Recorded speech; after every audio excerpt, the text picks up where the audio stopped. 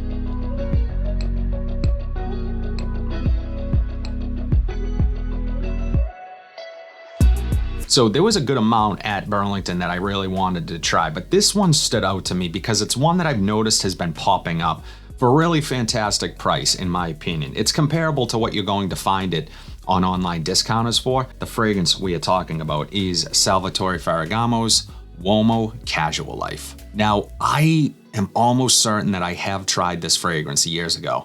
I don't remember it. I truly don't. I've tried so many fragrances and it's just this one doesn't stand out for me. But I ended up paying $24.99 for the 50 ml. And I think you can get the larger bottle online discounters, you know, the 100 ml for like $10 more. I'm excited to dig into this one. As I always do, I'm going to get it on skin, walk you guys through what I pick up, and ultimately let you know if Salvatore Ferragamo's Casual Life, Uomo Casual Life, is actually any good. Let's get into it. So if you've watched my channel for a while, you guys know that I'm a big fan of Salvatore Ferragamo's Uomo Signature. I don't own Urban Feel. I do own the other two, but again, I have no memory of Casual Life.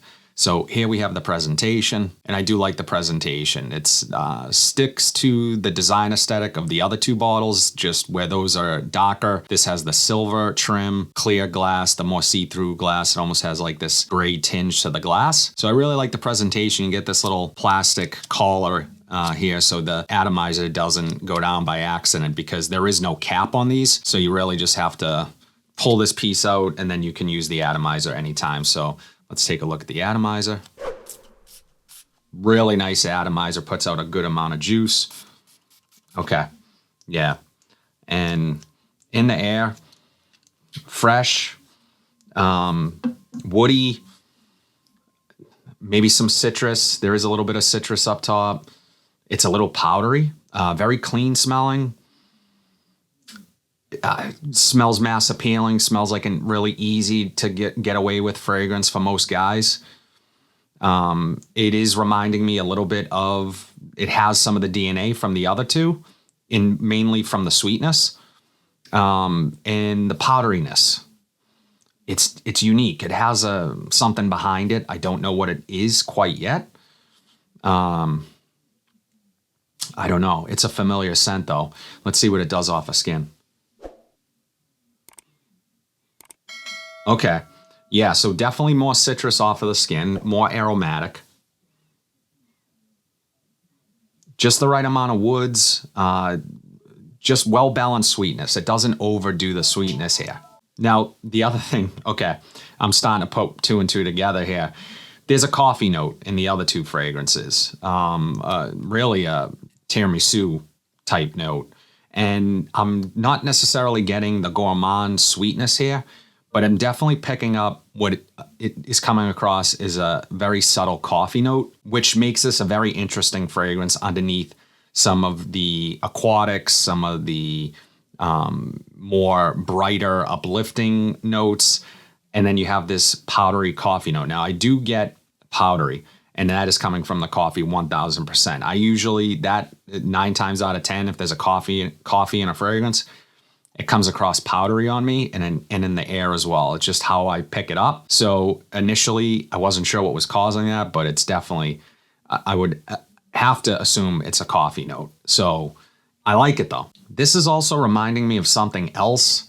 Can't quite put my finger on it. There is a familiarity about it, and it's that kind of easygoing, light wearing, out of the shower type of freshness. But I do like the twist here with what I think might be a coffee note. I like the addition of that. It adds a little depth. I can definitely see pretty much anyone getting away with this one. It is nothing super complex or particularly memorable, and maybe that's why I didn't remember trying this when I might have.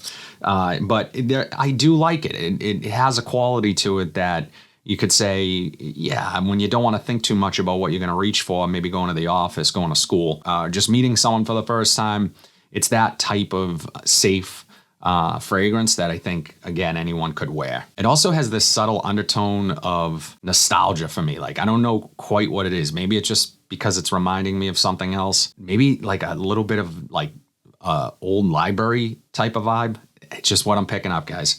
Let's take a look at the notes really quick. So yeah, I think I know why this might be a little bit nostalgic for me now, but the top notes: violet leaf, lemon, and cardamom. Mid notes are coffee, ambroxan, and geranium. And the base notes are musk, cashmere wood, and white cedar extract. I think it is that violet leaf. I think it is reminding me, in a way, very subtly, of Burberry Touch and like something from the Amen line. So like it's almost like a combination of those two fragrances. Actually, the more that I smell this off of my hand, the more I'm actually enjoying it. And the violet leaf definitely is a standout note here. It's making a little more sense. It has an aquatic feel to it. So if you're not necessarily the fan of violet leaf in something like a Dior Fahrenheit, more like the violet leaf and a Burberry Touch, you're going to like this fragrance. Coffee adds a unique twist. It makes it a little different than what you might get typically from a violet leaf heavy fragrance. So that is a unique twist. I personally love it. For this line, it lacks the sweetness that the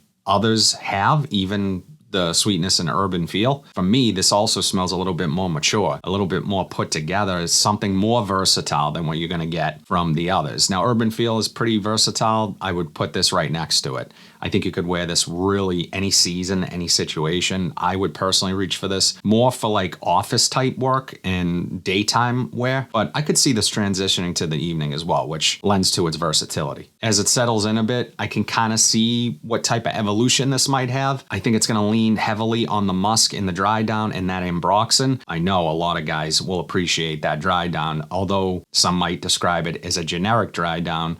You can't go wrong with it either. So I think for the $24.99 price point, this is a really nice addition. The other thing I'm curious about, obviously, is the overall performance. I'm not going to give a full performance review in this video. I always include that in my weekly rotation video, which drop every single Monday. The 7 fragrances sitting behind me right now, that's last week's rotation. So I will be sure to link that video here. Overall, I think this is a really nice fragrance. I think it's priced exactly right. The quality, you know, it's pretty middle of the road. It doesn't smell overly authentic, but there's also a lot of notes in here that don't necessarily lend themselves to authenticity. There's not a ton of citrus that could smell photorealistic. It's really the violet leaf which is definitely doing most of the heavy lifting at the top of the fragrance. And then you pick up those woods, the musk, the coffee is here. I like the coffee the most. I think that was a nice addition. It helps this fragrance separate itself from the pack. And I get the sense that although I think this is a pretty easy to wear fragrance, some people might find it a bit polarizing because of that coffee note. Is it my favorite in the line? Absolutely not. That's still being battled out by Signature and the original Uomo. Incredible fragrances, but I'm a fan of Salvatore Ferragamo's fragrances. They do a really good job with a smaller budget and they just work. So yeah, I'd be curious to know, what do you guys think? Drop it in the comments. I'm going to link my last week's rotation video right here. Be sure to go check out that video next, and I'll see you guys in the next video.